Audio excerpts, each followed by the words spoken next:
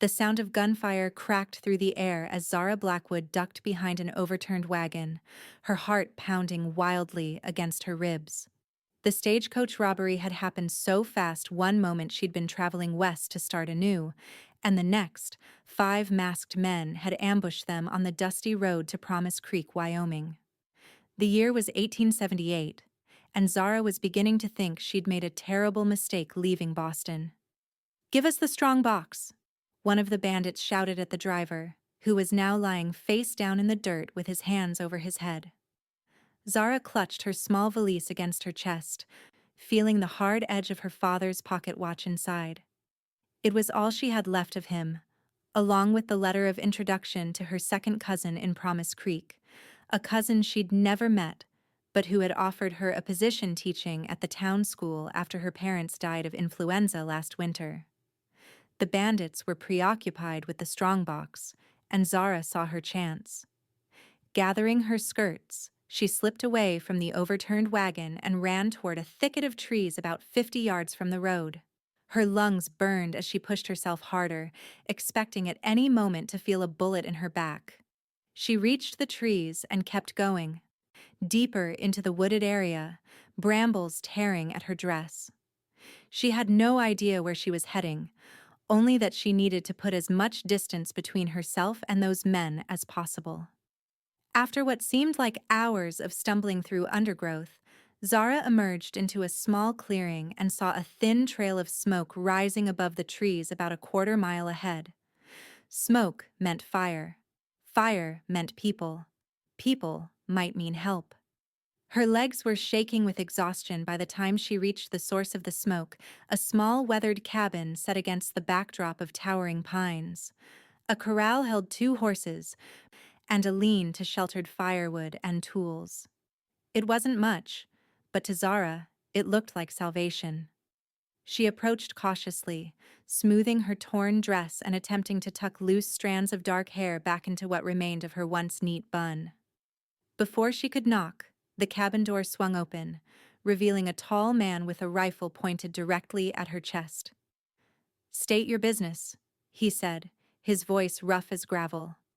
Zara raised her hands slowly, her valise dangling from her fingers. "Please, sir, the stagecoach I was traveling on was robbed. I ran. I don't know how far. I need help." The man regarded her silently, his eyes a startling pale blue taking in her disheveled appearance.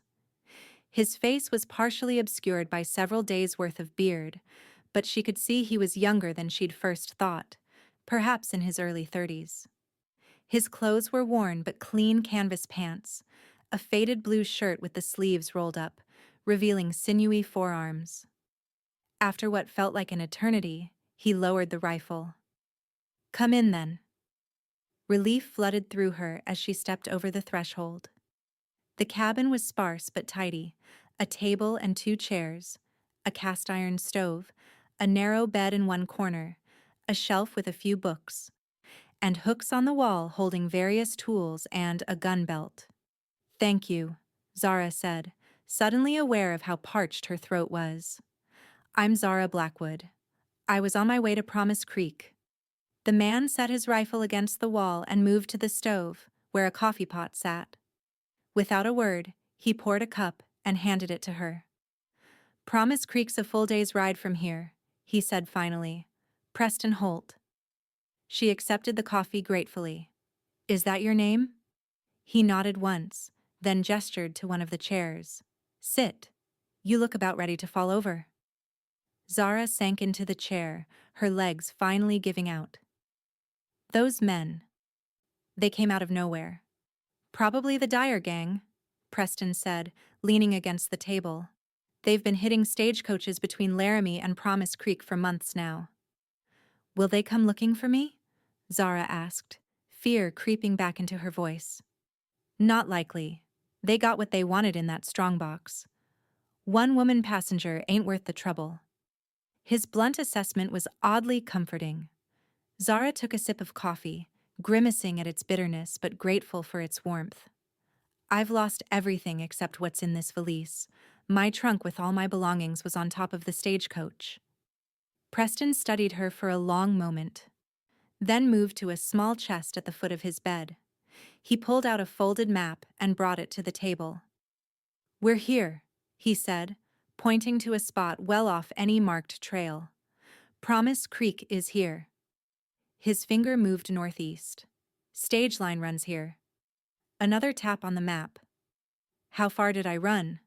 Zara asked, shocked at the distance between the stage line and his cabin. "Far enough," Preston said. "You're lucky you found my place, and not someone else's. Not everyone out here is welcoming to strangers." "Are you?" Zara asked before she could stop herself. "Welcoming to strangers, I mean." A ghost of a smile touched his lips. "Not particularly." Night was falling fast, and Zara realized with growing panic that she had nowhere to go. "Mr. Holt, I know I'm imposing, but would it be possible for me to—" "You can stay the night," he interrupted. "I'll take you into Promise Creek tomorrow." Relief flooded through her again. "Thank you. I can pay you when we reach town. My cousin will help me." Preston waved away her offer. "Don't worry about it." He set about making a simple meal of beans, salt pork, and biscuits. Zara offered to help, but he declined with a shake of his head. They ate in silence. The only sounds the scrape of spoons against tin plates and the occasional pop from the fire in the stove. After dinner, Preston took a blanket from a trunk and arranged it on the floor near the stove. "You take the bed," he said. "I couldn't possibly." "Take the bed," he repeated, his tone brooking no argument. Zara nodded, too exhausted to protest further. "Thank you, Mr. Holt." "Preston," he corrected, lying down on his makeshift bed and turning his back to her. Zara removed her boots and outer garments, leaving on her chemise and petticoat, and slipped under the rough wool blanket on Preston's bed. It smelled of pine, wood smoke, and something indefinably masculine.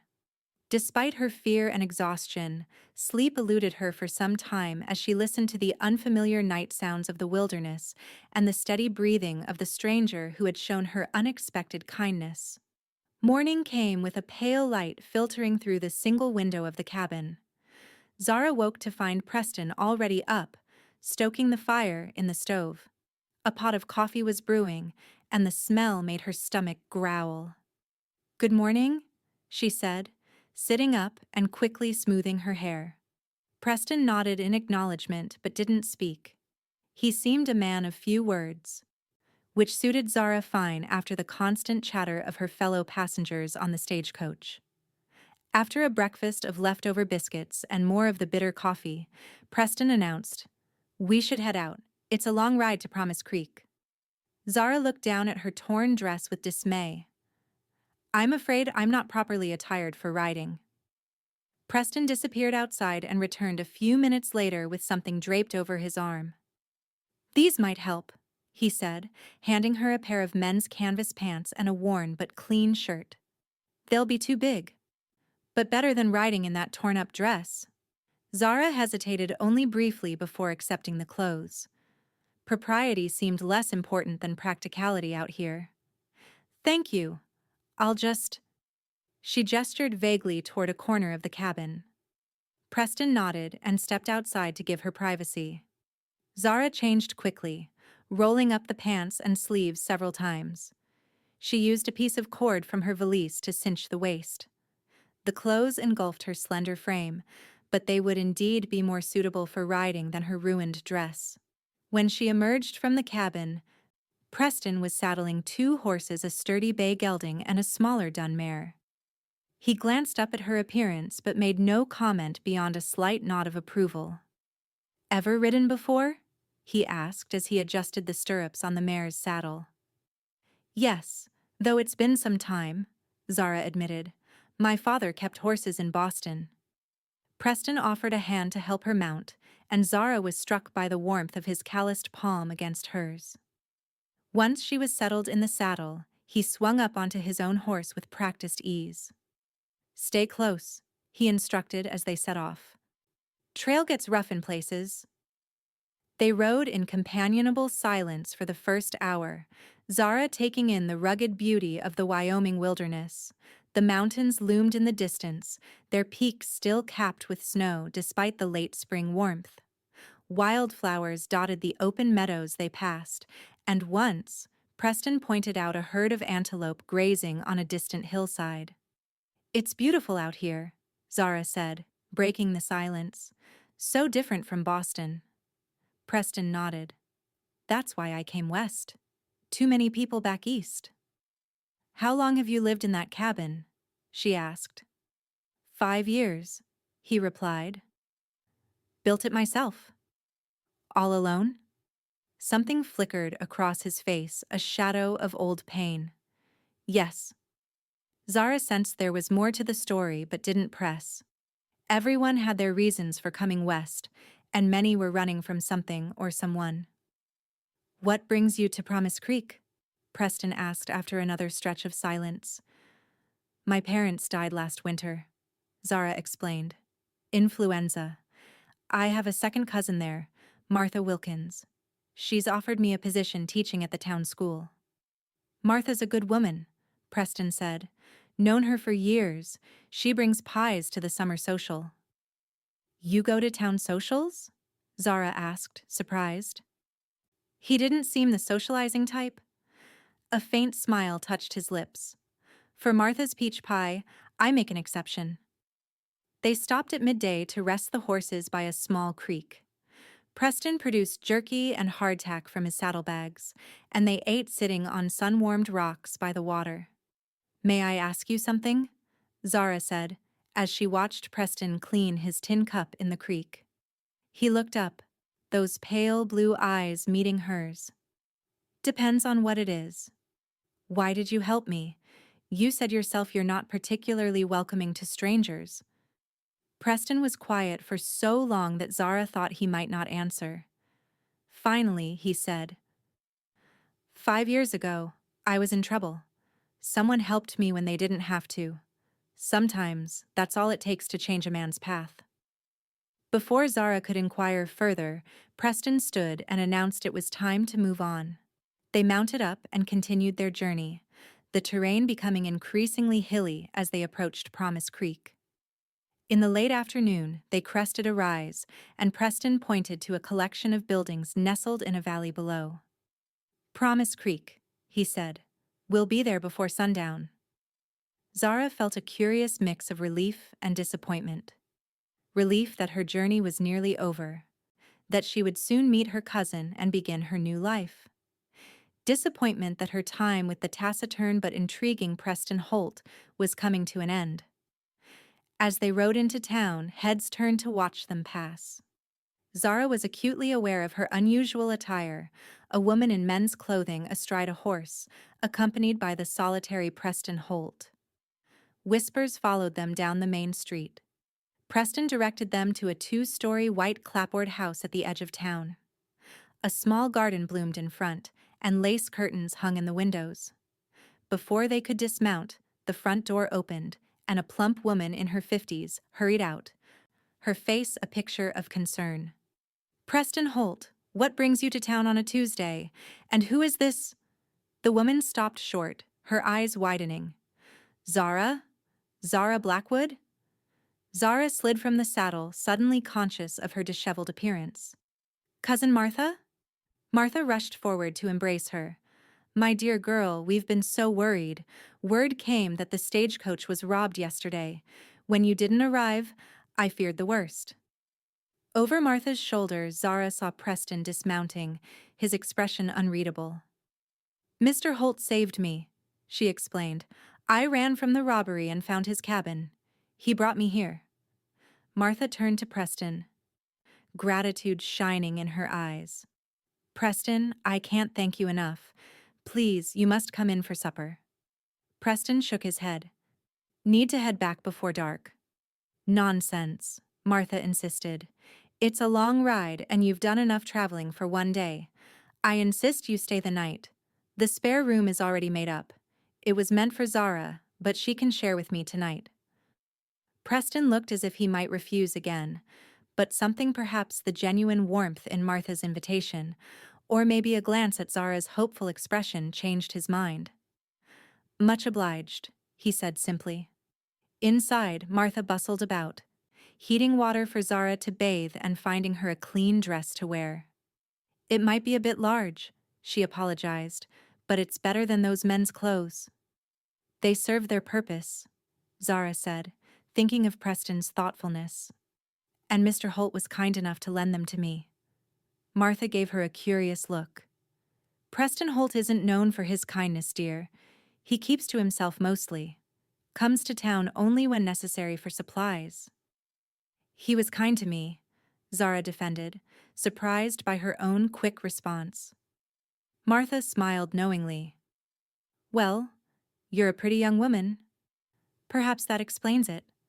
Zara felt her cheeks warm at the implication. "It wasn't like that. He was a gentleman." After bathing and changing, Zara joined Martha and Preston in the small dining room. Preston had apparently washed up as well. His beard was trimmed, and his hair, a rich brown streaked with gold from the sun, was combed back from his face. In the clean shirt Martha had lent him, presumably belonging to her late husband, he looked less like a wilderness hermit and more like a respectable rancher. Supper was a lively affair, with Martha doing most of the talking.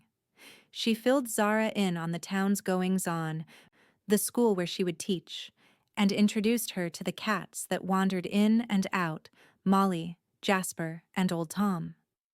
Preston said little but seemed more at ease than he had been on the trail. "The school term starts in 3 weeks," Martha explained as she served apple pie for dessert. "That will give you time to settle in and prepare your lessons. We have 18 pupils this year, ages 6 to 14. "I'm looking forward to meeting them," Zara said, genuinely excited about her new position. Teaching had been her passion in Boston, though there she had taught only girls at a private academy. "Most of the children are from good families," Martha continued, "though a few are a bit wild, the McKinnon boys especially. Their father runs the sawmill, and since their mother passed, they've had little supervision." "I'm sure Zara can handle them," Preston said unexpectedly. When both women looked at him in surprise, he added, "She's got spirit. Made it through the wilderness on her own." "With your help," Zara reminded him, touched by his confidence in her. "You'd have managed," he said with certainty.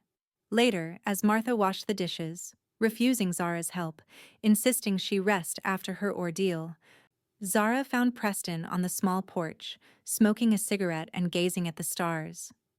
"It's a beautiful night," she said, joining him by the railing. He nodded, exhaling a stream of smoke. "Different view from town. Can see more stars from my place." "I can imagine," Zara said. "It's so remote." "That's the point," Preston said, a hint of amusement in his voice.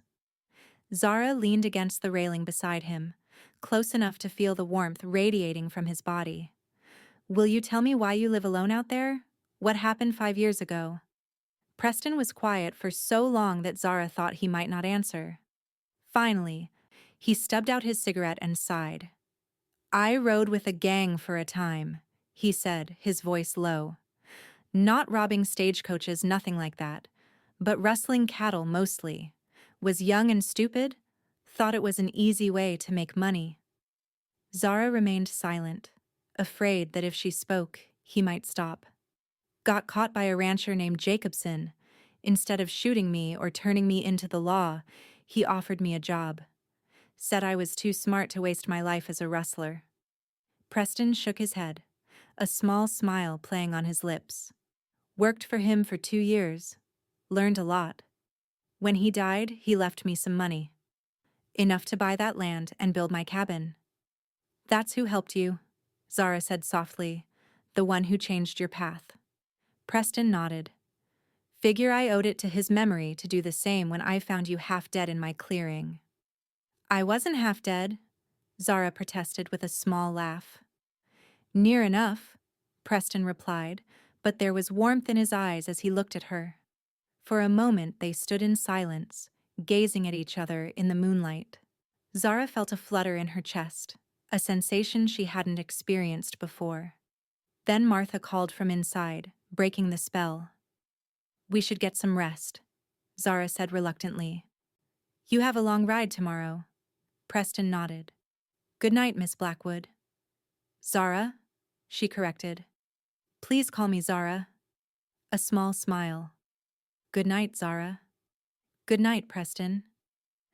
The next morning, Zara woke early, a habit from her teaching days in Boston. She found Martha already in the kitchen, preparing breakfast.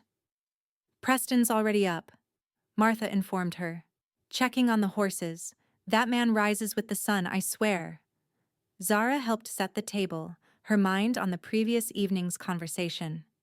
There was more to Preston Holt than met the eye, and she found herself wanting to know all of it. Preston joined them shortly, and they ate breakfast eggs, bacon, and biscuits with honey, mostly in silence. After the meal, Preston announced he needed to head back. "I've packed some food for your journey," Martha said, handing him a cloth-wrapped bundle. "And there's a jar of my peach preserves in there, too." "Much obliged," Preston said, accepting the package. Outside, as he saddled his horse, Zara approached him. "I want to thank you again for everything you've done." Preston nodded, tightening the cinch on his saddle. "No need." "There is," Zara insisted. "You saved my life." Preston paused and turned to face her. "You would have made it to town eventually." "Perhaps," Zara admitted, "but I'm glad it was your cabin I found." Something flickered in Preston's eyes, a warmth that hadn't been there before. "Take care of yourself, Zara Blackwood." "Will I see you again?" she asked before she could stop herself. Preston mounted his horse, looking down at her with an unreadable expression. "Town's not that big." With a tip of his hat to both Zara and Martha, who had joined them in the yard, Preston rode off. Zara watched until he disappeared around a bend in the road, a strange emptiness settling in her chest. "Well," Martha said, placing a gentle hand on Zara's shoulder, "let's get you properly settled. There's much to do before school starts." The next 3 weeks passed in a blur of activity.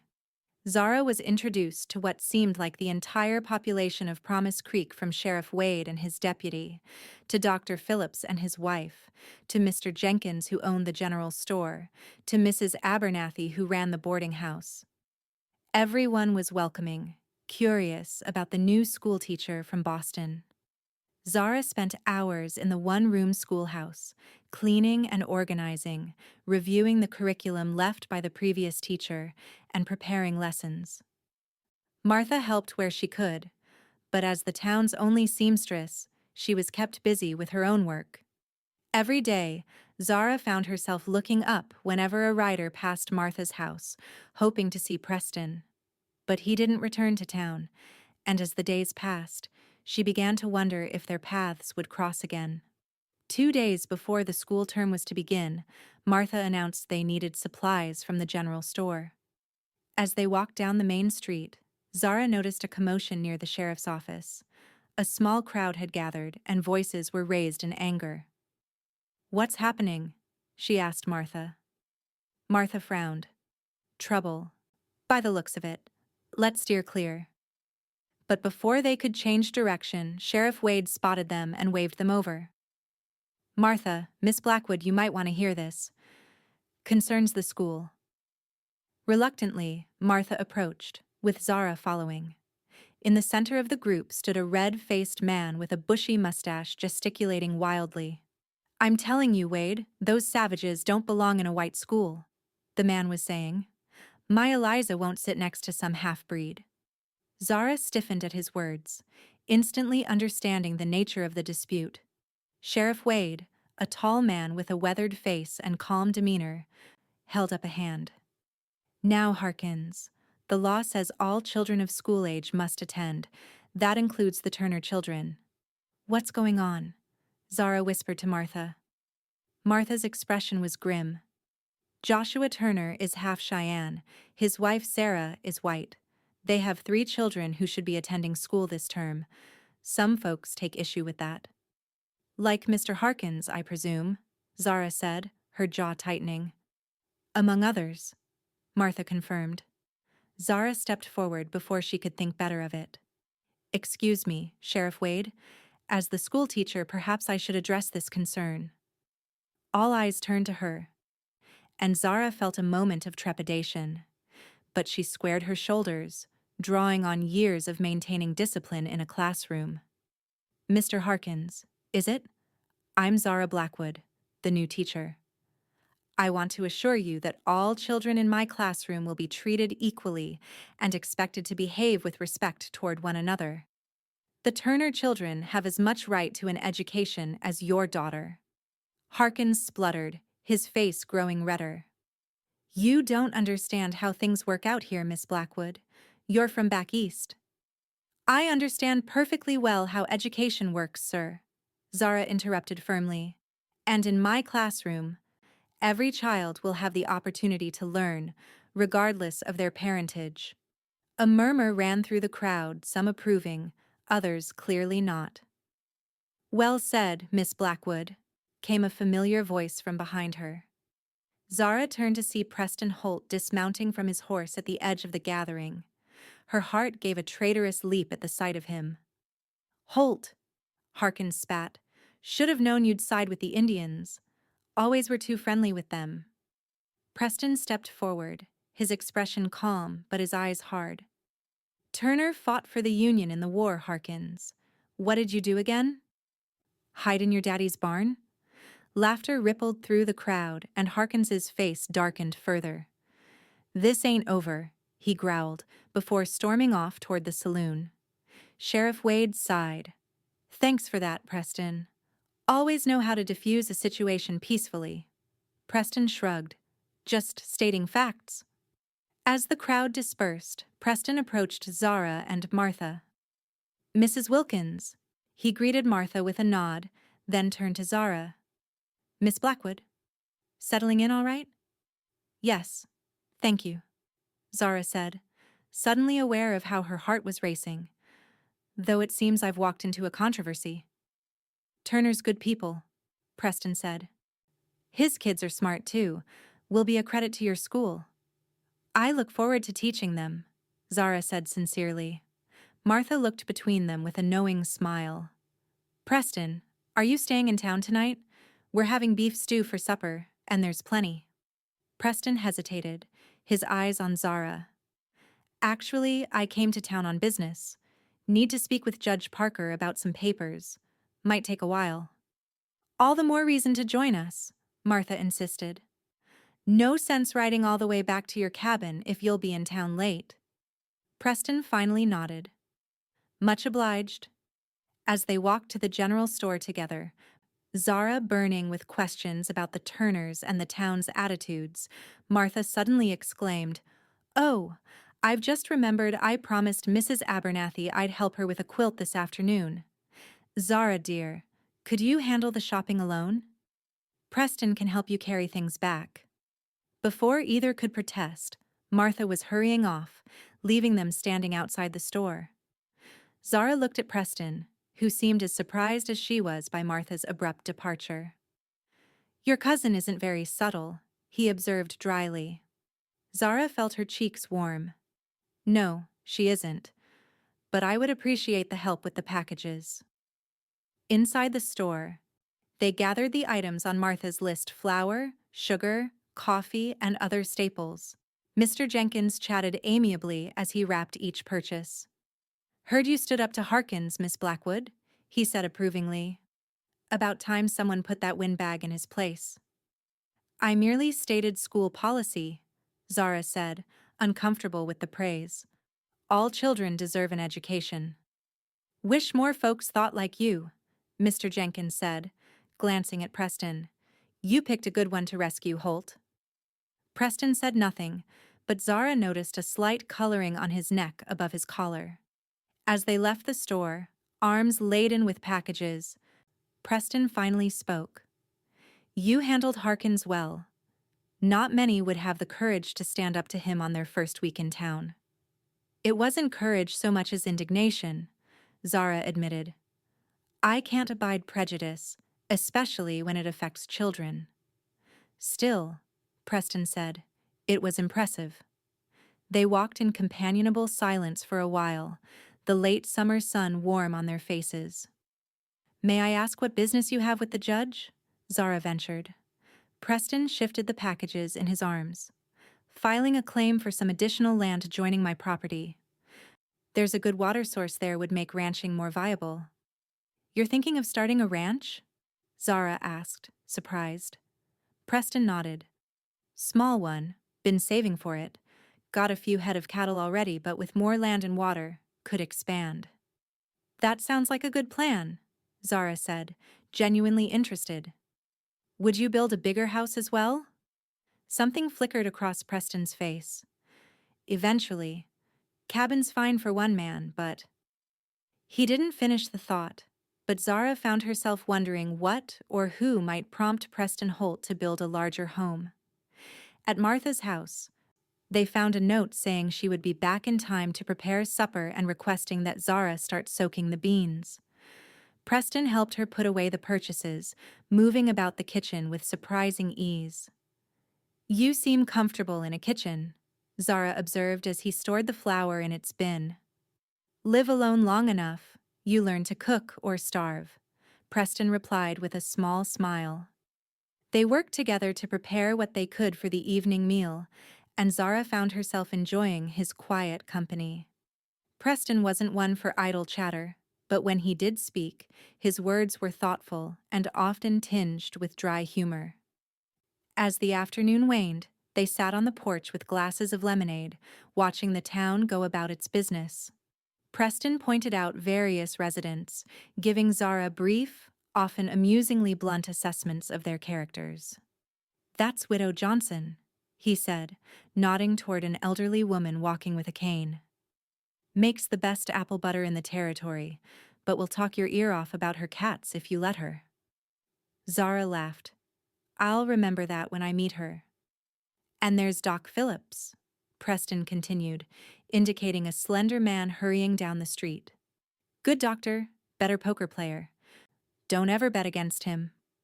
I'll keep that in mind, though I don't play poker, Zara said, smiling. Preston looked at her with a raised eyebrow. No? What games do Boston ladies play? Whist, mostly, and chess, though I was never very good at it. I play chess, Preston said, surprising her. Have a set at my cabin.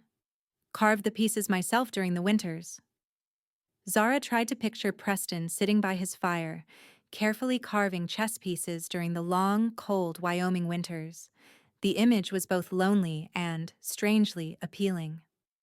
Perhaps we could play sometime, she suggested, then immediately felt foolish. When would they ever have the opportunity? But Preston nodded. I'd like that. The moment was interrupted by Martha's return, full of apologies for her long absence and exclamations about the progress they'd made with supper preparations. The evening meal was pleasant, with Martha regaling them with town gossip and Zara sharing stories of her teaching experiences in Boston. Preston said little but seemed content to listen, occasionally offering a comment or question that showed he was paying close attention. After supper, as Martha cleared the dishes, again refusing help, Preston surprised both women by asking if he might speak with Zara privately. Of course, Martha said, her eyes twinkling. Why don't you take a short walk? The evening's lovely. Outside, the air was cooling, and the first stars were appearing in the darkening sky. Preston and Zara walked side by side down the quiet street, neither speaking at first. Finally, Preston broke the silence. I wanted to ask you something. Zara's heart quickened. Yes? The Turner children, Josh Jr., Mary, and Little Wolf, they're good kids. Smart. But they've had a hard time of it. People like Harkins make it worse. Zara nodded, understanding. You want me to look out for them? Yes, Preston said, then hesitated. And I wanted to tell you that I admire what you did today. Standing up for them like that. It was nothing, Zara insisted. It wasn't nothing, Preston said firmly. Most newcomers would keep their heads down, not make waves. You spoke up for what's right. Consequences be damned. Zara was touched by his assessment. Thank you. That means a lot coming from you. They had reached the end of the street, where the buildings gave way to open country. In the distance, the mountains were silhouetted against the night sky. I should get you back, Preston said reluctantly. It's getting late. As they turned to head back, Zara impulsively touched his arm. Preston, why did you really come to town today? He looked down at her, his expression unreadable in the dim light. Told you. Business with the judge. And that couldn't have waited? In 3 weeks, you didn't come to town once, and suddenly, you appeared just as I'm confronting Harkins? Preston was silent for a long moment. Then, Martha sent word that there might be trouble at the school. Thought you could use a friendly face. Warmth bloomed in Zara's chest. So you came to help me. Came to watch, Preston corrected, a smile in his voice. Turns out you didn't need any help at all. They walked back to Martha's in companionable silence, a new understanding between them. At the gate, Preston hesitated. I'll be staying at the boarding house tonight. Heading back tomorrow after I see the judge. Zara nodded, suddenly reluctant for the evening to end. Will you come to town for the school social next month? Martha mentioned it's a tradition at the start of each term. Preston looked surprised by the invitation. Don't usually attend such things. Except for Martha's peach pie, Zara reminded him with a smile. A chuckle escaped him. Except for that. Well, I'll be making apple cake, Zara said. My mother's recipe. Perhaps that might tempt you as well. Preston's eyes held hers. Might at that. Inside, Martha was waiting with a knowing smile. Have a nice walk? Very nice, Zara said, unable to keep the happiness from her voice. Preston may come to the school social next month? Martha's eyebrows rose. Will wonders never cease? Preston Holt at a social gathering without being dragged there by his ears. It's just for the cake, Preston said, but his eyes, meeting Zara's across the room, suggested otherwise. The next morning, Preston was gone before Zara woke, having left at first light to meet with the judge. She tried not to feel disappointed, telling herself she would see him at the social in a few weeks. The school term began, and Zara found herself fully immersed in teaching. The Turner children were indeed as intelligent and well-behaved as Preston had said, though they were initially shy around her. Young Mary, especially, seemed to hang on Zara's every word, and by the end of the first week, she was staying after class to help clean the blackboard and ask questions about Boston. True to his word, Harkins continued to make trouble. He cornered Zara after church one Sunday, loudly questioning her qualifications and moral character for allowing half-breeds in her classroom. Sheriff Wade intervened before things escalated, but the incident left Zara shaken. Don't let him get to you, Martha advised that evening as they sat on the porch. Harkins is all bluster. It's not just him, Zara said worriedly. There are others who feel the same way. Mrs. Weiss Peterson withdrew her son Tommy yesterday, saying she'd teach him at home rather than have him sit next to those Turner children. Martha sighed. Change comes slowly out here, but you're doing the right thing, standing your ground. As the date of the school social approached, Zara found herself increasingly anxious about whether Preston would attend.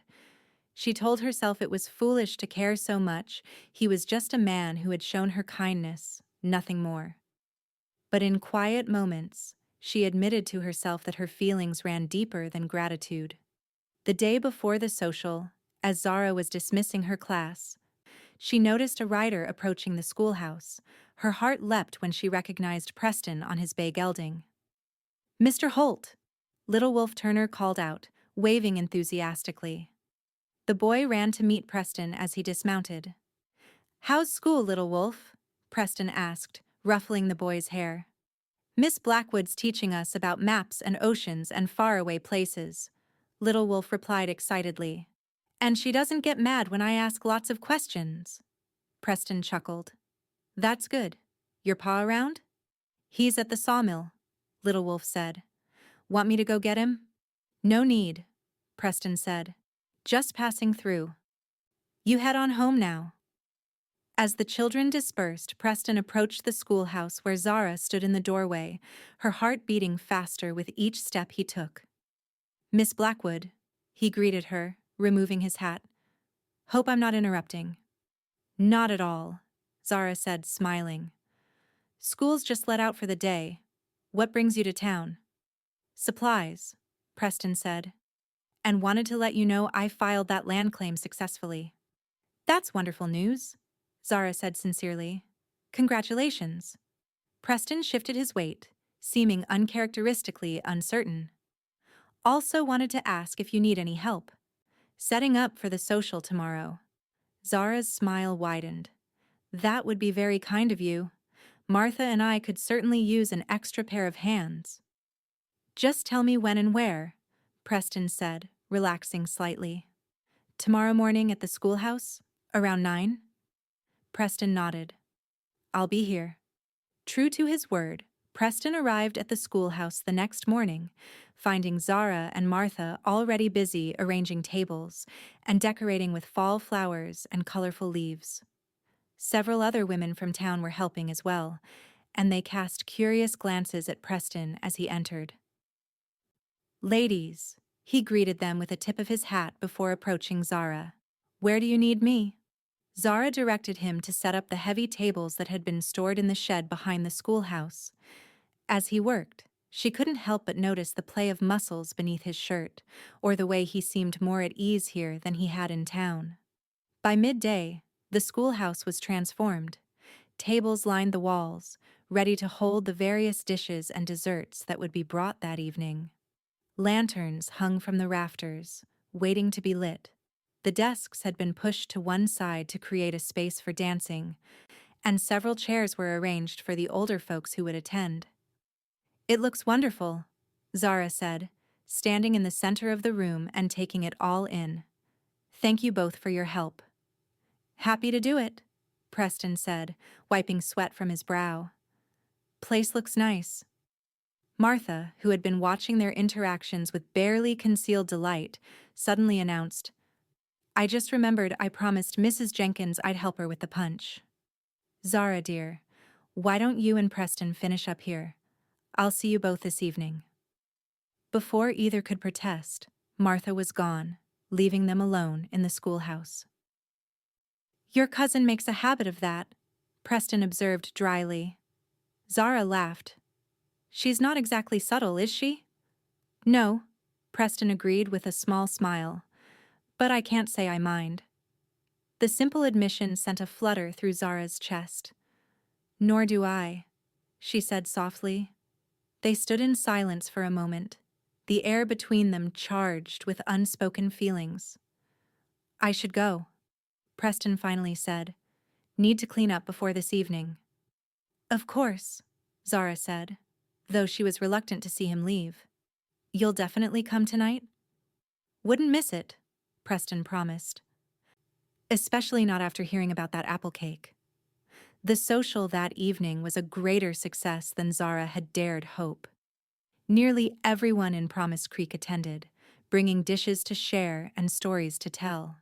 Even the Turners came, though they stayed mostly to themselves, until Zara made a point of introducing them to several of the more open-minded families. Preston arrived as the festivities were getting underway, and Zara's breath caught at the sight of him. He had clearly made an effort with his appearance. His hair was neatly combed, his beard trimmed, and he wore a clean white shirt with a dark vest and his best pair of pants. You look very handsome, Zara said when he approached her, then blushed at her own boldness. And you look beautiful, Preston replied, his eyes taking in her blue dress with obvious appreciation. The evening passed in a whirl of introductions, conversations, and dancing. Zara was surprised to discover that Preston was an excellent dancer, moving with unexpected grace for such a large man. "Where did you learn to dance like this?" she asked as they waltzed around the room, other couples watching in admiration. "My mother taught me," Preston said, before she died. "Said every gentleman should know how to waltz." "She was right," Zara said, enjoying the feel of his hand at her waist. "You're full of surprises, Preston Holt." As the evening wore on, Zara noticed Harkins and several other men huddled in a corner, casting dark looks in her direction and at the Turner family. She tried to ignore them, but their presence cast a shadow on her enjoyment. Preston noticed her distraction. "Everything all right?" Zara nodded toward the group. "Just wishing everyone could enjoy the evening without bringing their prejudices along." Preston's expression hardened. "Want me to have a word with them?" "No," Zara said quickly. "No confrontations tonight, please. This is supposed to be a celebration." Preston nodded, though he kept a watchful eye on Harkins and his friends for the remainder of the evening. As the social began to wind down, Preston found Zara putting away leftover food in the small kitchen area at the back of the schoolhouse. "Your apple cake was even better than promised," he said, leaning against the doorframe. Zara smiled, pleased. "Better than Martha's peach pie?" Preston pretended to consider. "It's a close call." They shared a laugh, and then Preston's expression grew more serious. "I wanted to ask you something, Zara." Her heart quickened at his use of her first name. "Yes?" "Would you consider coming out to my place tomorrow? For dinner," he added quickly. "I'm not much of a cook, but I can manage a decent stew, and I could show you the new land I've acquired." Zara was surprised and delighted by the invitation. "I'd like that very much." "I'll come for you around noon, if that suits," Preston said, looking relieved at her acceptance. "It suits perfectly," Zara replied, unable to keep the happiness from her voice. The next day dawned clear and cool. A perfect autumn day for a ride in the country. Zara dressed carefully in a practical riding skirt and jacket, her excitement growing as noon approached. Martha was beside herself with glee. "A proper courtship at last," she declared as she helped Zara with her hair. "I was beginning to think Preston Holt would live and die alone in that cabin of his." "It's just dinner, Martha," Zara protested, though her flushed cheeks betrayed her feelings. "Of course it is, dear," Martha said, not fooled for a moment. "And I'm just a simple seamstress, not a woman who's seen enough of life to recognize when two people are falling in love." Zara didn't argue further, partly because Preston arrived precisely at noon, mounted on his bay gelding and leading the same dun mare Zara had ridden before. The ride to Preston's cabin was leisurely, with Preston pointing out landmarks and sharing stories of the area.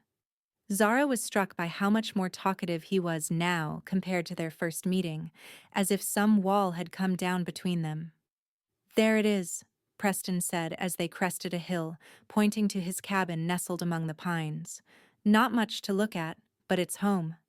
To Zara, the cabin and its surroundings looked like a picture from a storybook, the weathered wood gleaming in the sunlight, smoke curling from the chimney, the corral and lean-to neat and well-maintained. "It's lovely," she said sincerely. Preston looked pleased by her assessment. "Let me show you the new land first before we eat." They rode another mile beyond the cabin, coming to a small valley where a clear stream ran between grassy banks. A few head of cattle grazed peacefully nearby. "This is the water source I was telling you about," Preston explained. "With this, I can increase the herd significantly. Maybe build a proper ranch house eventually." Zara could hear the pride and hope in his voice. "It's beautiful, Preston.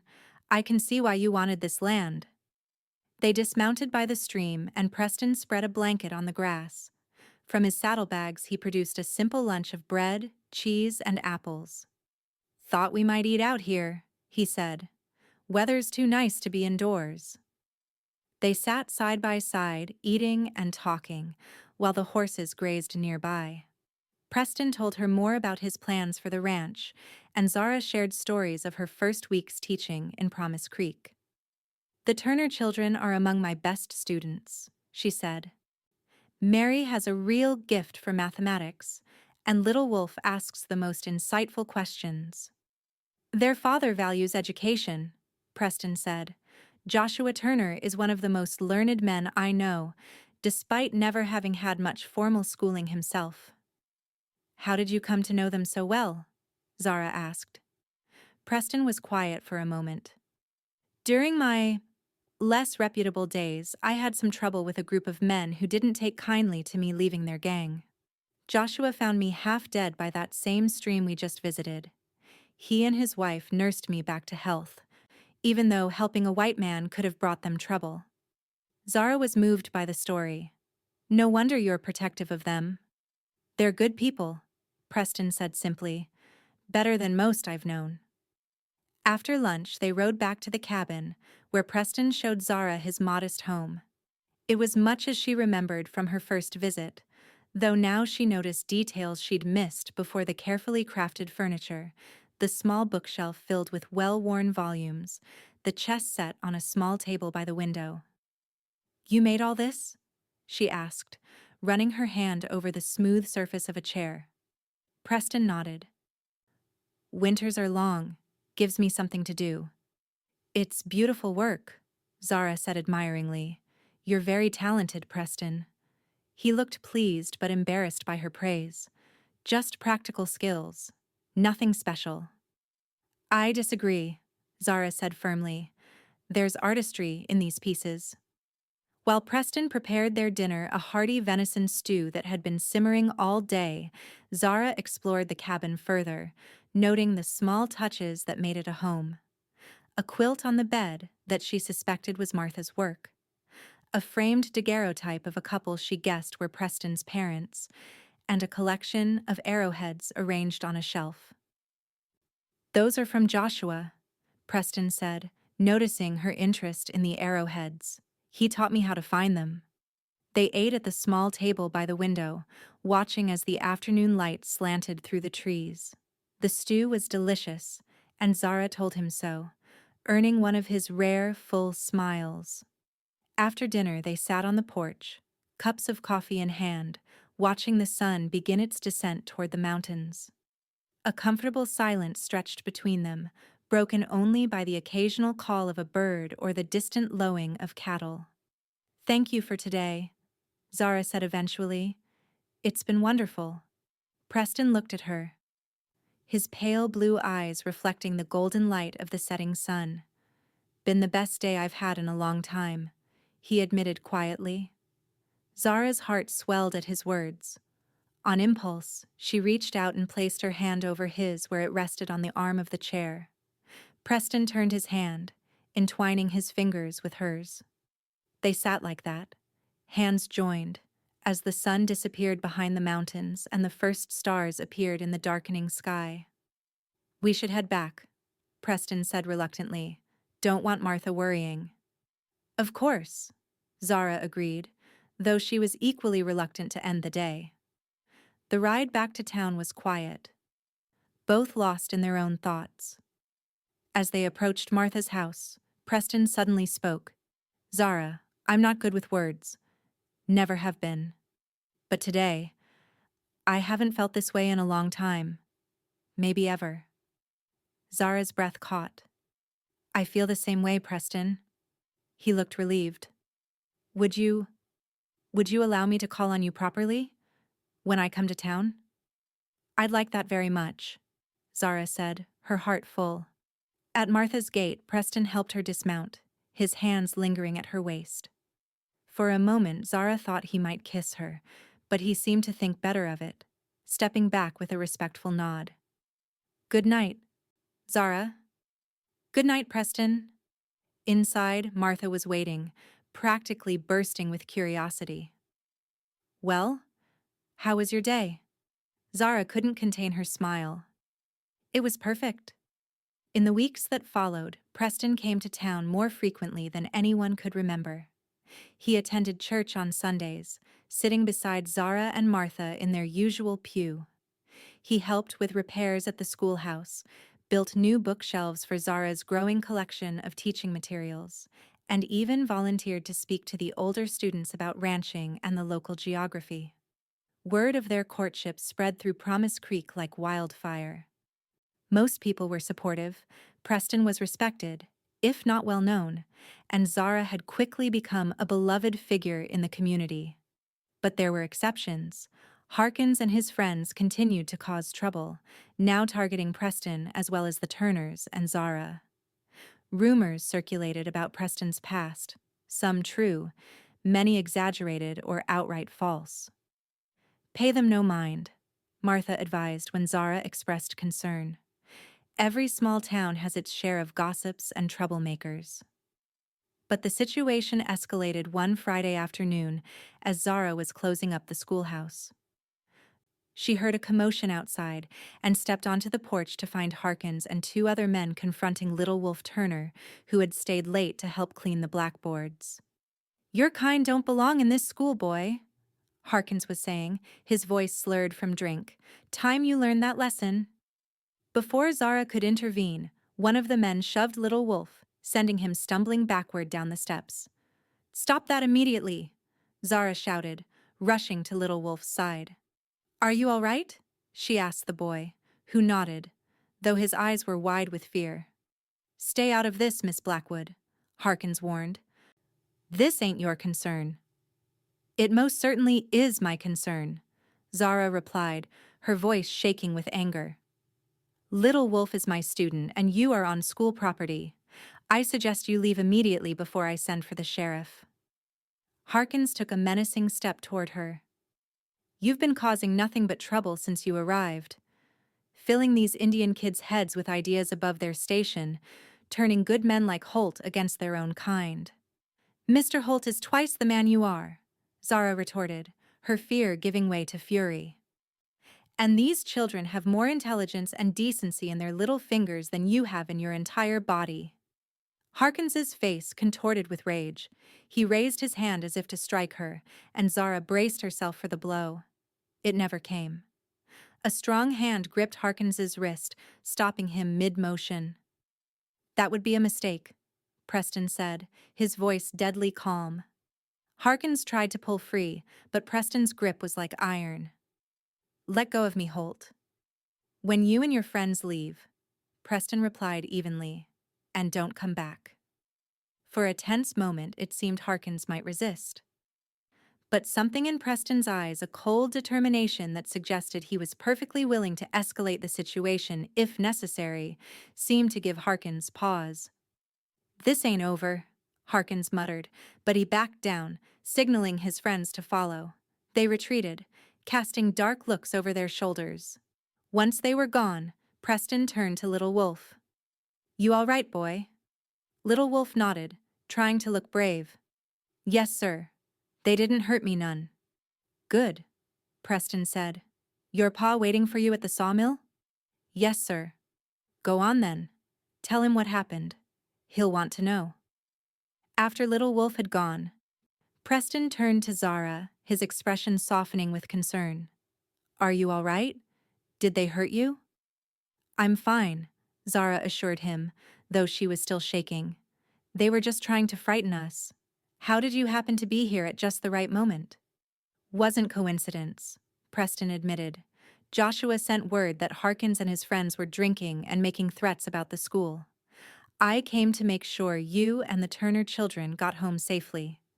Zara was touched by his protectiveness. "Thank you. I don't know what would have happened if you hadn't arrived when you did." Preston's expression darkened. "Nothing good. Harkins is a mean drunk, and he's been stirring up trouble for weeks."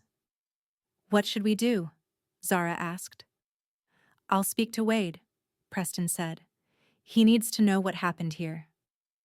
He escorted Zara back to Martha's house, explaining the situation to her cousin, who was appropriately outraged. "Those men should be locked up," Martha declared. "Threatening a child and a woman. It's beyond the pale."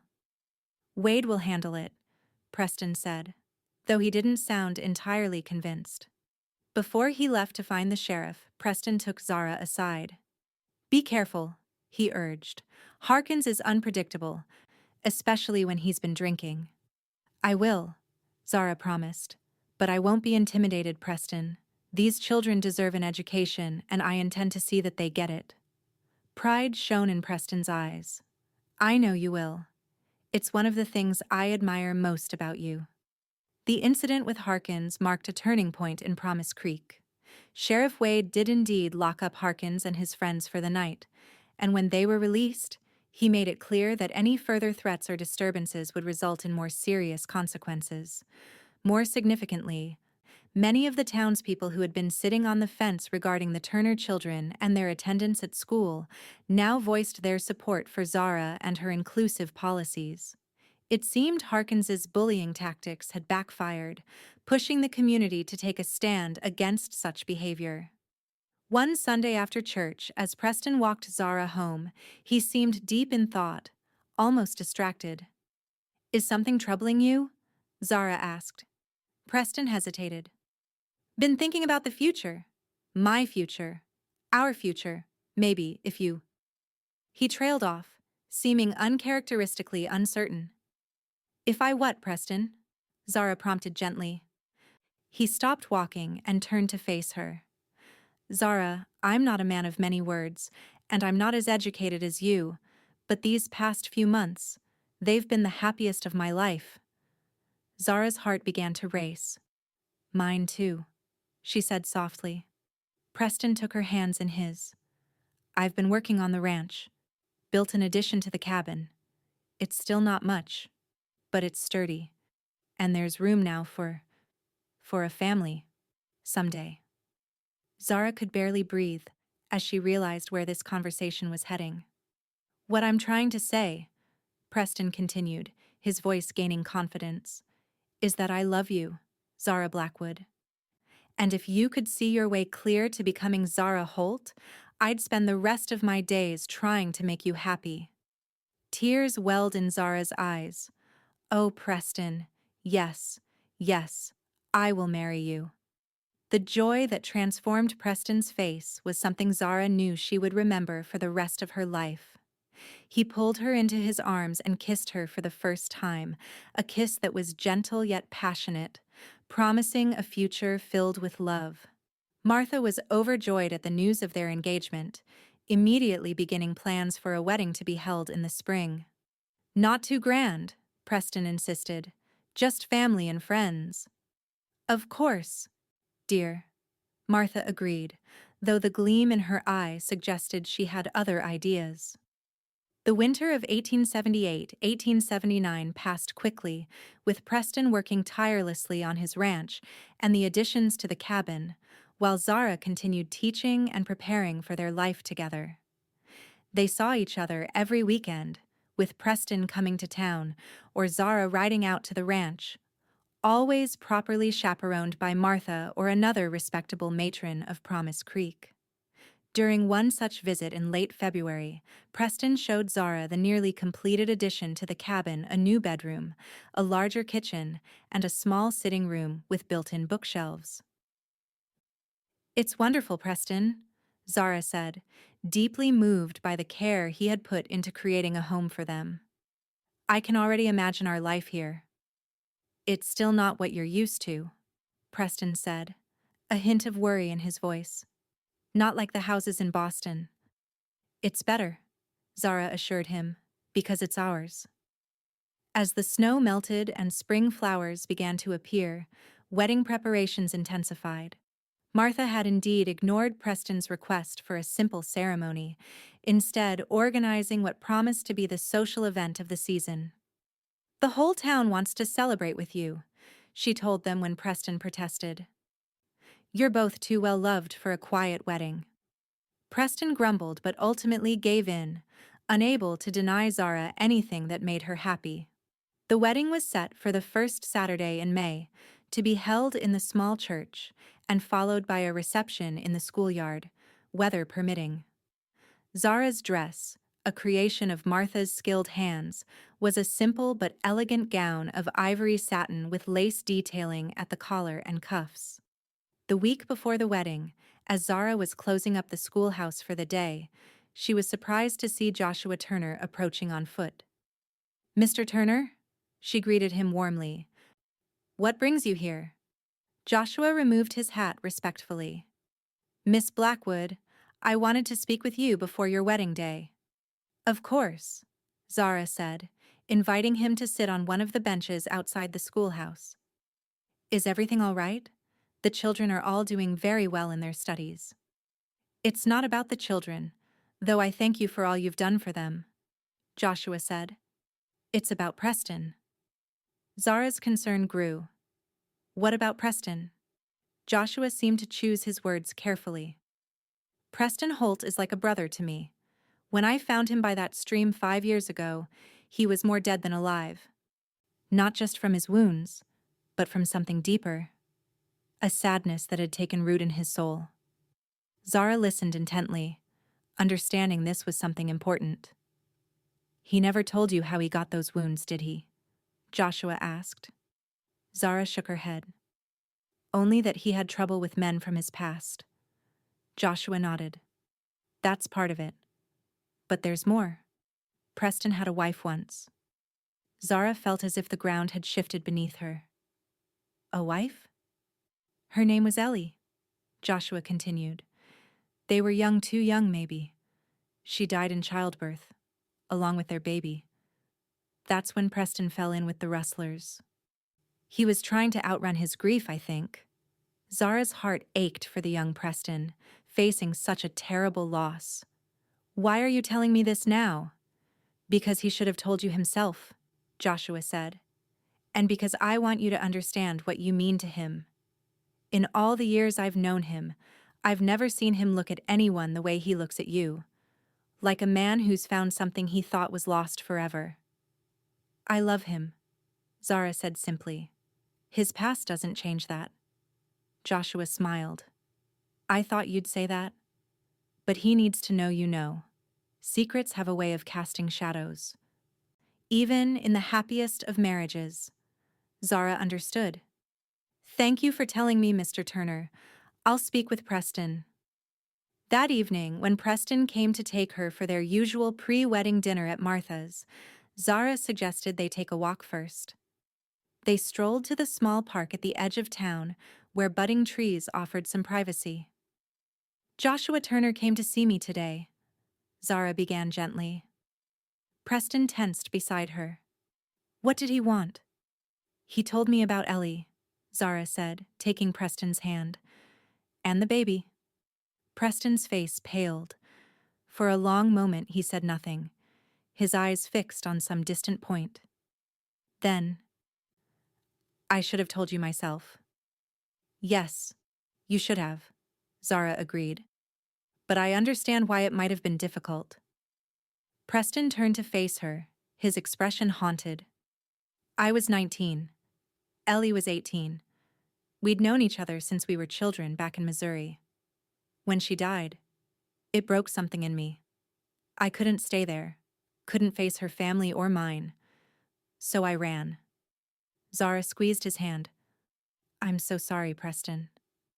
"I should have told you," he repeated. "I was afraid. Afraid you might think I was still holding on to the past. Or worse, that I was using you to replace what I'd lost." "And are you?" Zara asked, needing to hear his answer. "No," Preston said firmly. "What I feel for you is different. Not more or less, just different. Ellie will always be part of my past. But you, Zara, you're my future. The future I never thought I'd have again."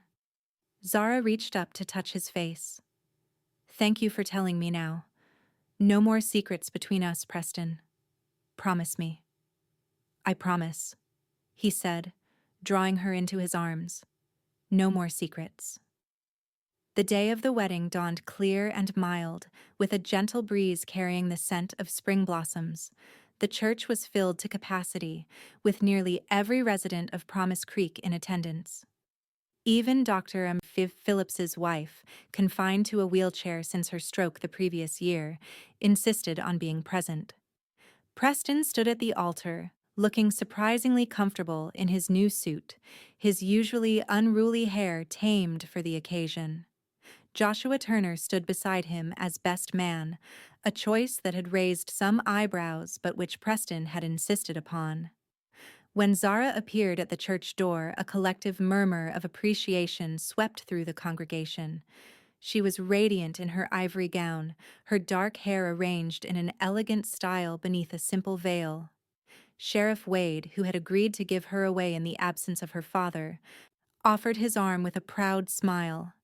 As Zara walked down the aisle, her eyes locked with Preston's, she saw in his gaze all the love and promise of their future together. When she reached him, he took her hands in his, and she felt them tremble slightly. "Dearly beloved," the minister began, "we are gathered here today." The ceremony was simple but deeply moving. When it came time for the vows, Preston's voice was clear and steady as he promised to love and cherish Zara for all the days of his life. Zara's voice quavered with emotion as she made the same promises in return. "By the power vested in me," the minister concluded, "I now pronounce you man and wife. You may kiss your bride." Preston lifted Zara's veil and gazed at her for a moment, as if memorizing every detail of her face. Then he lowered his lips to hers in a kiss that was both tender and passionate, sealing their union as the congregation erupted in applause. The reception that followed was indeed the social event of the season, with tables groaning under the weight of food contributed by every household in Promise Creek. There was music and dancing, laughter and tears, and through it all, Preston remained at Zara's side, his happiness evident to all who saw him. As the celebration continued into the evening, Preston leaned close to whisper in Zara's ear, "Ready to go home, Mrs. Holt?" The simple question, and the name that was now hers, filled Zara with joy. "Yes, Mr. Holt, I believe I am." They said their goodbyes, enduring good-natured teasing and well wishes, before mounting their horses for the ride to the ranch to their home.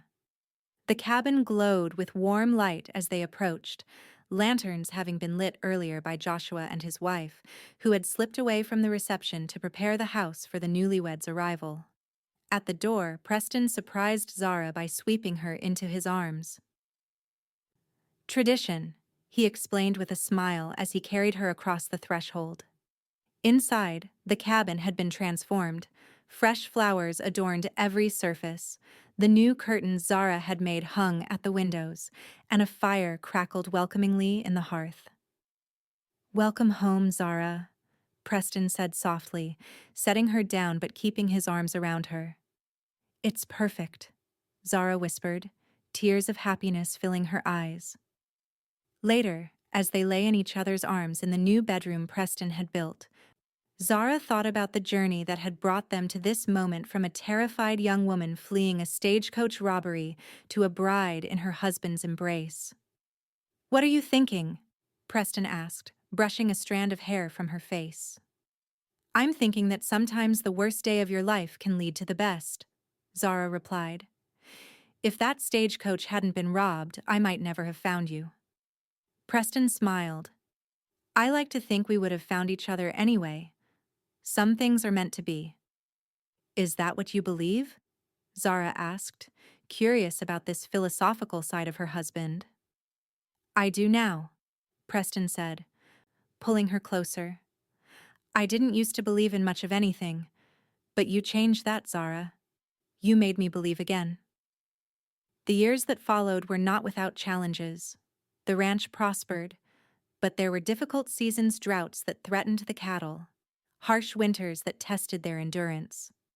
Harkins and his ilk eventually moved on, but other prejudices remained, requiring constant vigilance and education to combat. Zara continued teaching for 2 more years before the birth of their first child, a daughter they named Eleanor Martha, after Preston's first wife and Zara's beloved cousin. Martha wept with joy when they told her the name they had chosen. Little Eleanor, or Ellie as they called her, was joined 2 years later by a son, James Joshua, named for Zara's father and their dear friend, Joshua Turner. Through it all, Preston and Zara's love deepened and matured. weathering each storm and celebrating each joy together. The ranch expanded, as did the house Preston, adding rooms as their family grew. Zara started a small school on the ranch for their children and those of neighboring ranchers and farmers, continuing her passion for education in a new setting. On their 10th wedding anniversary, Preston surprised Zara with a special gift, a new chess set he had carved during the long winter evenings, each piece more intricate and beautiful than those in his original set. "For all the games we've played and all those yet to come," he said as he presented it to her. Zara, who had become quite proficient at chess over the years, though she still rarely beat Preston, was deeply touched by the gift and the sentiment behind it. "I have something for you too," she said, handing him a small package. Inside was a pocket watch, not new, but well-maintained and clearly of significant age. "It was my father's," Zara explained. "The only thing I saved from the stagecoach robbery. I've been saving it all these years, waiting for the right moment to give it to you." Preston opened the watch, noting the inscription inside. "Time is precious. Spend it with those you love." "Your father was a wise man," Preston said, deeply moved by the gift. "He would have liked you," Zara said, leaning against his shoulder as they sat on the porch of their now substantial ranch house, watching their children play in the yard. Life settled into a pleasant rhythm as the years passed. The children grew, the ranch prospered, and Preston and Zara's love remained the steady foundation upon which their world was built. Then, in the winter of their 15th year of marriage, tragedy struck. A sudden blizzard caught Preston and 16-year-old James as they were checking on a remote part of the herd. They managed to find shelter in a line shack, but Preston developed pneumonia from the exposure. For weeks, Zara nursed him, barely sleeping as she fought to bring down his fever and ease his labored breathing. Dr. Phillips, now elderly but still practicing, rode out whenever the weather permitted, bringing medicines and offering what comfort he could. "He's strong," the doctor assured Zara, "and he has everything to live for." There came a night when Preston's fever broke, and for the first time in days he was lucid. Zara, exhausted but relieved, sat beside him on the bed, holding his hand. "Thought I might not make it this time," Preston said weakly. "Don't talk like that," Zara scolded gently. "You're going to be fine." Preston squeezed her hand. "Because of you. Always because of you, Zara." As spring arrived, Preston gradually regained his strength. By summer, he was back to most of his usual activities, though Zara noticed he tired more easily than before and was more susceptible to colds and coughs.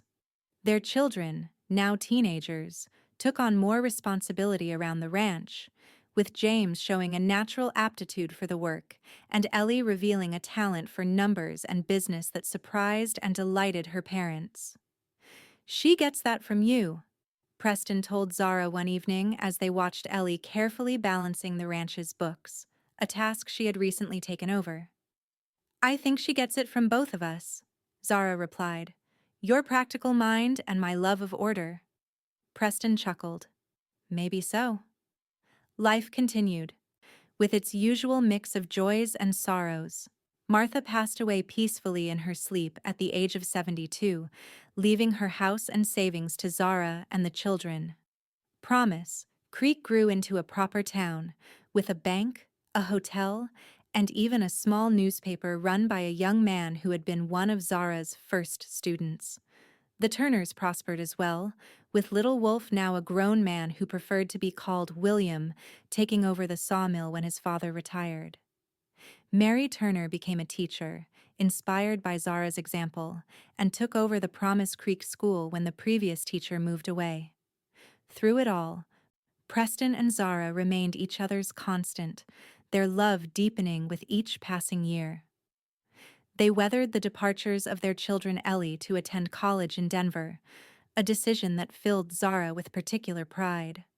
James to marry a girl from a neighboring ranch and start his own spread nearby. And then they welcomed the next generation grandchildren who filled their home with laughter and renewed energy. Preston, now in his 60s, silver-haired but still strong, delighted in teaching his grandchildren to ride and to recognize animal tracks in the forest. Zara, her dark hair now streaked with gray, continued to teach in a less formal capacity, holding reading circles for the grandchildren and other children from nearby ranches. She also wrote articles for the Promise Creek Gazette on education and local history, becoming something of a local authority on the settlement of the area. One evening, as they sat on the porch of the home they had built together, watching the sunset paint the sky in shades of gold and crimson, Preston took Zara's hand. "Been thinking," he said, his voice still strong despite his years. "A dangerous pastime," Zara teased, falling into their familiar banter. Preston smiled. "Thinking about that day you showed up at my cabin door, half dead on your feet." "I was not half dead," Zara protested. "Just a bit. Disheveled." "Prettiest thing I'd ever seen," Preston said softly. "Even then. Couldn't admit it to myself at the time, but I knew." Zara squeezed his hand. "Knew what?" "That you were going to change everything." Preston looked at her, his pale blue eyes still as clear and direct as they had been on that first day. "And you did." "We changed each other," Zara said. "That's what love does." They sat in companionable silence as the last light faded from the sky and the first stars appeared. Another day ending, another to begin tomorrow. A life built on love, courage, and the simple act of one man opening his door to a stranger in need. And as the night deepened around them, Zara thought of all the paths that had led to this moment of stagecoach robberies and prejudiced townspeople, of blizzards and births, of chess games by firelight and children's laughter echoing through the years. All of it part of the story they had written together, a story that began when a frightened young woman asked for shelter, and a solitary cowboy found the courage to let her in, not just to his home, but to his heart. The following winter was particularly harsh, with heavy snowfall and bitter cold that kept them mostly confined to the ranch house. Preston's health, never fully recovered from his bout with pneumonia years before, began to decline again. A persistent cough troubled him, and he tired easily. "Should send for the doctor," Zara suggested one evening as she helped him into bed, concerned by his labored breathing. "No need to worry James with a ride to town in this weather," Preston said, waving away her concern. "It's just the cold. I'll be fine once spring comes." But spring seemed a long way off, and as the weeks passed, Preston grew weaker. Finally, after a particularly bad night, Zara insisted, and James rode through the snow to fetch Dr. Phillips's son, who had taken over his father's practice. The young doctor confirmed what Zara had feared. Preston's lungs had been permanently weakened by his previous illness, and the current cold was taking a severe toll. "Keep him warm, make sure he drinks plenty of fluids, and try this tonic for the cough," the doctor advised. "But, Mrs. Holt, you should prepare yourself. At his age, with his condition." He didn't need to finish the sentence. Zara understood. That night, after the doctor had gone and James had returned to his own home with a promise to come back the next day, Zara sat beside Preston's bed, holding his hand as he slept fitfully. The weight of potential loss pressed on her heart, making it difficult to breathe. She must have dozed off because she woke to find Preston watching her, his eyes clear and alert in a way they hadn't been for days. "You should sleep in a proper bed," he said, his voice weak but steady. "Not in that chair." "I'm fine right here," Zara insisted, straightening and stretching her stiff back. Preston patted the space beside him. "Come here, then." Zara carefully lay down next to him, mindful not to disturb the extra pillows that helped ease his breathing. Preston put his arm around her, drawing her close against his side. Remember when you first came to my cabin? He asked. Of course, Zara said, smiling at the memory. I was terrified you'd send me away. Never crossed my mind, Preston admitted. Even then, something in me knew you belonged there. They lay in silence for a while, listening to the wind howling outside and the occasional pop from the fire in the bedroom hearth. Zara, Preston said finally, his voice softer now. I need you to know something. Zara lifted her head to look at him, concern in her eyes. What is it? These years with you, they've been the best of my life. Better than I ever deserved. Preston, Zara began, her throat tightening with emotion. Let me finish, he said gently. I'm not afraid, Zara. Not of what's coming. The only thing that troubles me is leaving you alone. I won't be alone, Zara assured him, though tears were beginning to form in her eyes. I have the children, the grandchildren, our friends. I know, Preston said, but I want you to promise me something. Anything, Zara whispered. Promise me you'll keep living. Really living, not just existing. You've got too much life in you to shut yourself away. Zara nodded, unable to speak past the lump in her throat. Good, Preston said, seeming satisfied. Now, how about a game of chess? Been a while since you beat me. Despite her concern for his strength, Zara couldn't deny him. She fetched the special chess set he had made for their 10th anniversary, and they played a gentle game, with Preston still sharp enough to offer a challenge despite his weakened state. When he finally drifted off to sleep again, Zara carefully put away the chess pieces and returned to his side, holding his hand through the long night. The storm that had been raging for days finally broke the next morning, revealing a world transformed by snow. The sun shone brilliantly on the white landscape, creating a dazzling display outside the bedroom window. Beautiful, Preston murmured as Zara helped him sit up enough to see the view. Always loved the way the world looks after a storm. Clean and new, Zara agreed, adjusting his pillows. How are you feeling this morning? Better, Preston said, though the effort of speaking brought on a coughing fit that left him breathless. Zara helped him sip some water, her concern growing despite his assurance. James will be here soon with Ellie. She's coming from Denver. Preston nodded, a small smile touching his lips. Be good to see them both. The day passed quietly. James arrived mid-morning with his wife and children, and Ellie reached the ranch by early afternoon, having caught the first train after receiving James's telegram. Preston rallied in the presence of his family, even managing to sit up in a chair by the fire for a short time, listening to his grandchildren's stories and holding Ellie's hand. But by evening, it was clear the exertion had taxed his strength. After the others had gone to bed, James and his family to the guest rooms, Ellie to her old bedroom, Zara helped Preston back to bed, alarmed by the gray cast to his skin and the shallow nature of his breathing. Stay with me, he whispered as she made to pull up a chair beside the bed. Zara slipped under the covers beside him, careful not to jostle him. Preston's arm came around her, weak but still protective. I love you, Zara, he said, his voice barely audible. Always have. From the moment you appeared at my door. I love you too, Zara replied, her tears finally spilling over. More than I can ever say. They lay together in the darkness, the fire burning low in the hearth, casting long shadows on the walls. Outside, the wind had picked up again, whistling around the eaves of the house they had built together. Preston's breathing grew more labored as the night wore on. Zara considered waking the others but decided against it. These moments were for them alone, the quiet culmination of a love story that had begun with a chance encounter and grown into a lifetime of shared joys and sorrows. Toward dawn, Preston stirred. Zara? He whispered.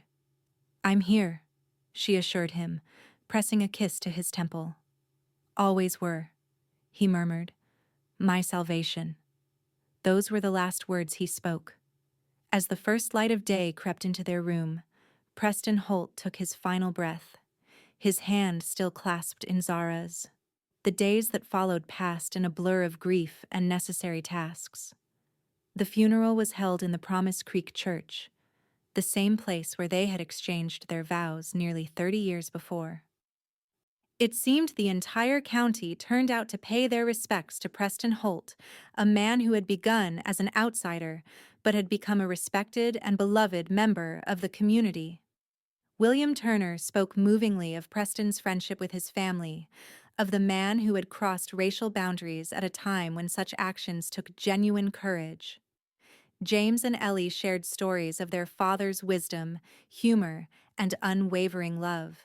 And Sheriff Morgan, who had taken over from Wade years before, recalled how Preston had always been the first to volunteer when trouble threatened the town or when neighbors needed help.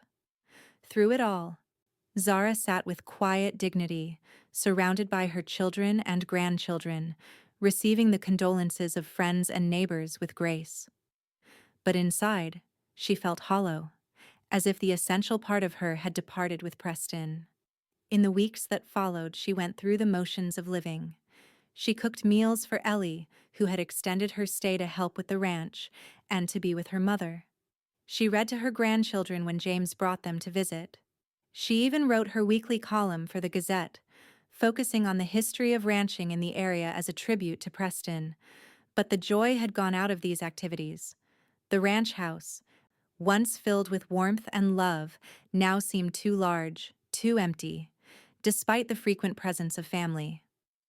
"You should come stay with us for a while," James suggested one evening. "The children would love having you there." "Or come back to Denver with me," Ellie offered. "There's plenty of room in my house and you could attend lectures at the university. You'd enjoy that." Zara thanked them both, but declined.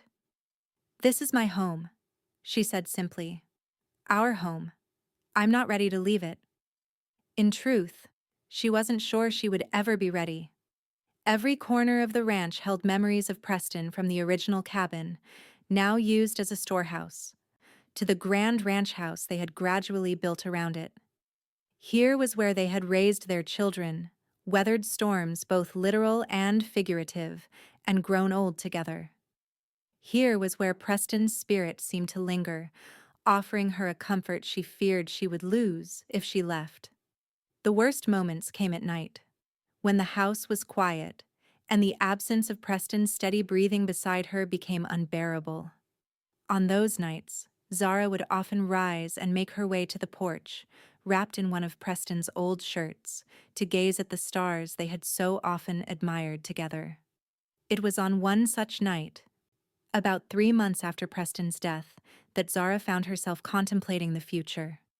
She was 63, not young, but not ancient either. She could have many years ahead of her. Years without Preston. The thought brought a fresh wave of grief so intense she had to grip the porch railing for support.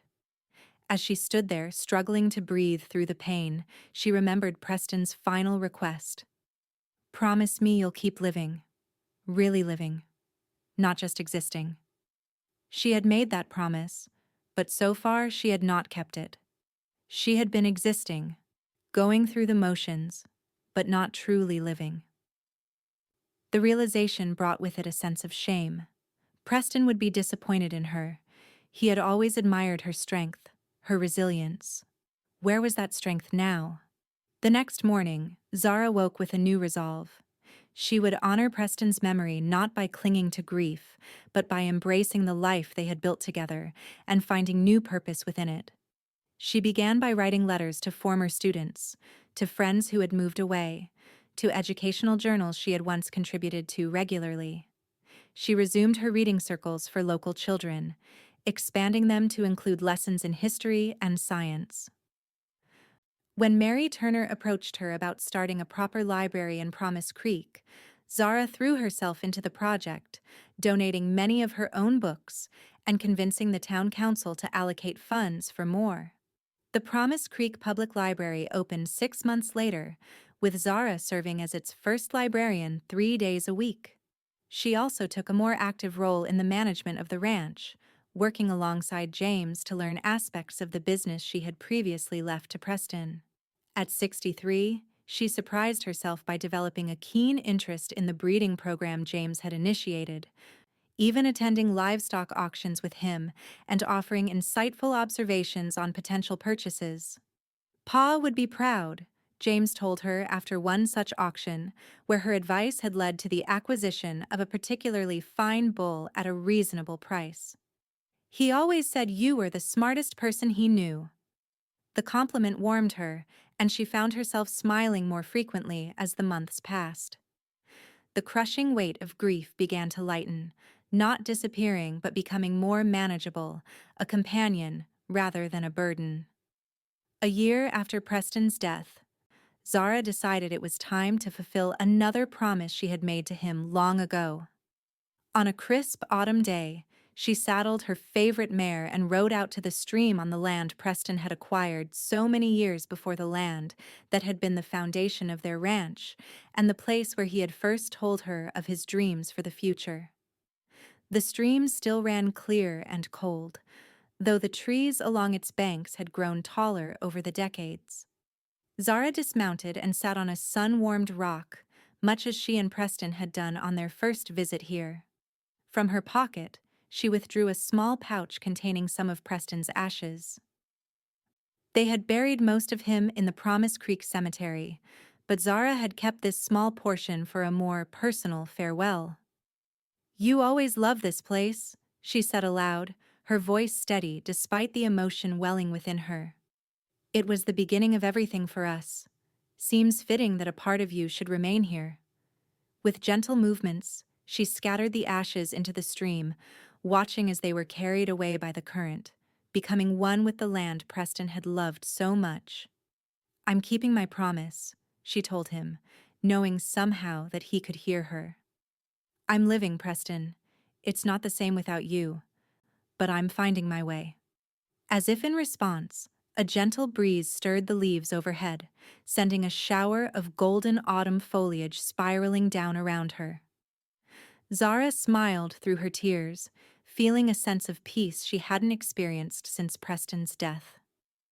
That evening, as she sat on the porch watching the sunset, a habit she had maintained from their years together, she heard the sound of an approaching rider. Expecting it to be James or one of the ranch hands, she was surprised to see William Turner dismounting from his horse. "Evening, Mrs. Holt," he greeted her, removing his hat. William, now in his 40s, had his father's dignified bearing and his mother's gentle eyes. "Hope I'm not intruding." "Not at all," Zara assured him, gesturing to the chair beside her. "And please, after all these years, I think you can call me Zara." William smiled as he took the offered seat. "Old habits. My father always taught us to show respect." "Your father is a wise man," Zara said. Joshua Turner was in his 70s now, his once black hair completely white, but still living independently with his wife in a comfortable house near the sawmill his son now ran. "He is," William agreed. "That's partly why I'm here. Pa's been thinking about writing down his story, his early life with the Cheyenne, his experiences during the war, the early days of Promise Creek. But he says he's not good with letters, and wondered if you might help him." Zara was intrigued by the idea. "I'd be honored. Joshua's story deserves to be preserved." "There's more," William continued. "Mary and I were talking, and we thought, well, the library needs a section on local history, the real history, not just the version that gets printed in textbooks. Stories of all the people who built this community, white, Indian, Mexican, everyone." Zara leaned forward, her interest piqued. "That's an excellent idea. We thought you might be the person to oversee such a project," William said. "Collecting stories, maybe writing some of them down yourself. You knew many of the early settlers, and people trust you." The suggestion resonated with something that had been stirring in Zara's mind for some time, a desire to preserve the history she had witnessed and been part of. A way to ensure that Preston's story, and those of others like him, would not be forgotten. "I would like that very much," she said sincerely. "When does your father want to begin?" And so, in the second year of her widowhood, Zara embarked on a new chapter of her life. 3 days a week she worked at the library, helping patrons and organizing the growing collection of books.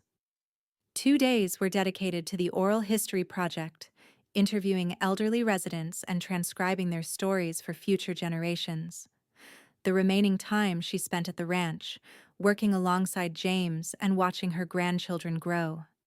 The project brought her into contact with people she might otherwise never have known: well-old trappers with tales of the early days before settlement, Chinese immigrants who had worked on the railroad, Mexican vaqueros who had brought their cattle-handling skills north, and members of various native tribes who had called the region home long before any Europeans arrived. Each story she collected added to her understanding of the complex tapestry that was the American West, not the simplified version found in dime novels, but the real, messy, often contradictory reality of human beings forging lives in a challenging environment. Through it all, she felt Preston's presence not as a ghost, but as an influence, a part of her that shaped how she saw the world and how she approached each day. In recording others' stories, she found herself revisiting her own, appreciating anew the journey that had brought her to Wyoming and to the love of her life. 5 years after Preston's death, the Promise Creek Historical Society published its first volume of local histories, edited by Zara and featuring prominently the story of Joshua Turner and his family. At the book's public reading, held in the now thriving library, Zara was asked to say a few words. Standing before the gathered townspeople, many of whom she had known for decades, Zara felt a moment of nervousness. Then her eyes fell on James and his family, on Ellie, who had traveled from Denver for the occasion, on the aged but still dignified Joshua Turner and his wife, and on William and Mary, whose support had made the project possible. "History isn't just about dates and famous events," she began. "It's about people, ordinary people who lived extraordinary lives simply by persevering, by building homes and communities, by loving one another through good times and bad." As she spoke, Zara could almost feel Preston standing beside her, his quiet strength bolstering her own. She knew what he would say if he were here, that she had done something important, something that would outlast both of them. "This book is just the beginning," she concluded. "There are countless more stories to be told, and I invite all of you to be part of preserving them for future generations." The applause that followed was warm and genuine, and as Zara stepped down from the small podium, she was surrounded by well-wishers and people eager to share their own stories for the next volume. Later that evening, as the family gathered at the ranch house for a celebratory dinner, Ellie raised her glass in a toast. "To Mother," she said, her eyes shining with pride, "who taught us that every life has value, every story deserves to be told, and it's never too late to begin a new chapter." "To Mother," James echoed, raising his own glass. As Zara looked around the table at the faces of those she loved, her children, her grandchildren, dear friends who had become like family, she felt a profound sense of gratitude. Life had not always been easy, but it had been rich and full, filled with love and purpose.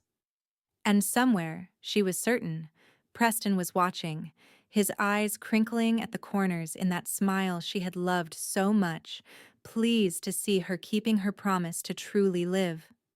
The cowboy had sat in silence until she said, "Can I stay?" And he had nodded with tears in his eyes. That moment, on a distant day in 1878, had changed everything for Zara, for Preston, and for all whose lives they had touched in the years that followed. A simple act of kindness, a leap of faith, the beginning of a love story that, in its own quiet way, had helped shape a community and left a legacy that would endure long after both of them were gone. And in that legacy, they lived on together.